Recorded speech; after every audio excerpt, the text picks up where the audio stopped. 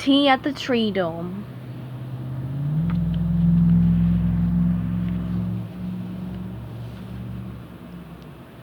Chapter 5. SpongeBob stepped up to the front door of the Treedome.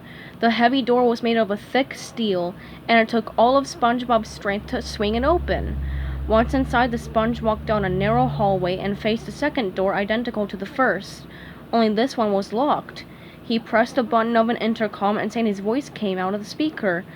"Hello," she said. "Who is it?" "Hiya, Sandy, it's me, SpongeBob." "Hold on a sec," Sandy replied from within. "I'll empty the airlock." Suddenly, a klaxon horn started to honk. "Yeah!" SpongeBob cried. "What's that?" He became even more worried when a red light began to flash.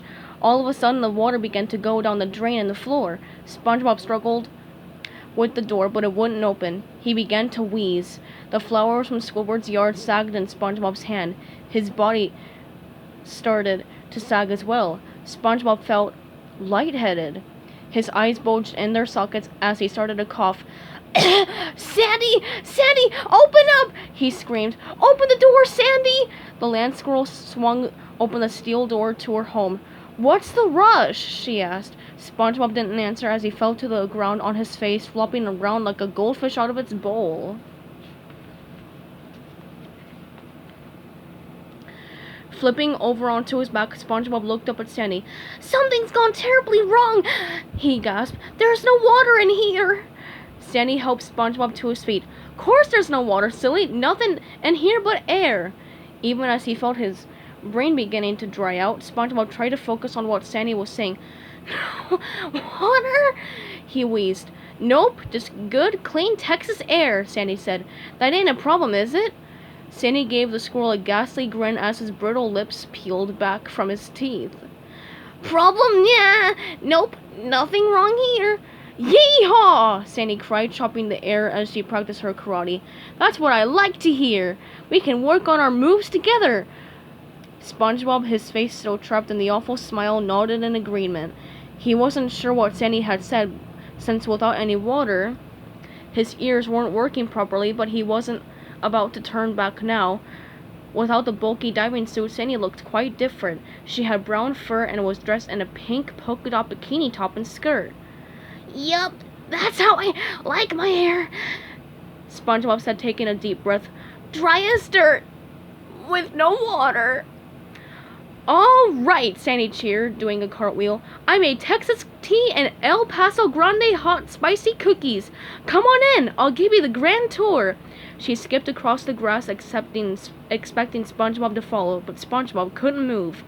His legs were like baked clay and locked in place. Sandy glanced back over her shoulder. SpongeBob still had the same creepy smile, only more of his teeth were now showing as the skin on his face continued to tighten in the hot sun. "You sure are a funny little dude," Sandy snorted as she hopped behind SpongeBob and pushed him toward the picnic table under her giant oak tree. "Thank you," SpongeBob replied as they sat down at the table.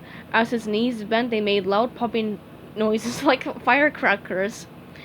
"So this is my own private little air bubble," Sandy said, chattering away. This air is the driest, purest, most airiest air in the whole dang sea." SpongeBob gasped in agreement. Sandy pointed to a bird bath made of stone. "Over there is my bird bath." Inside the bird bath, an orange bird played happily in the water. Water! Never had that word sounded so beautiful to SpongeBob. Sandy babbled on, paying no mind to her guest's distress. "That's my oak tree," she said, pointing up. "It provides me with extra air." SpongeBob nodded once he had focused on the bird bath.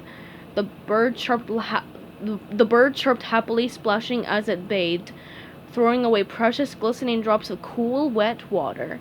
"This dome is made out of polyurethane. That's a fancy name for plastic," Sandy continued. "Ain't that the bee's knees?" SpongeBob wheezed in agreement, waiting for his chance. He had to get into that bird bath before it was too late.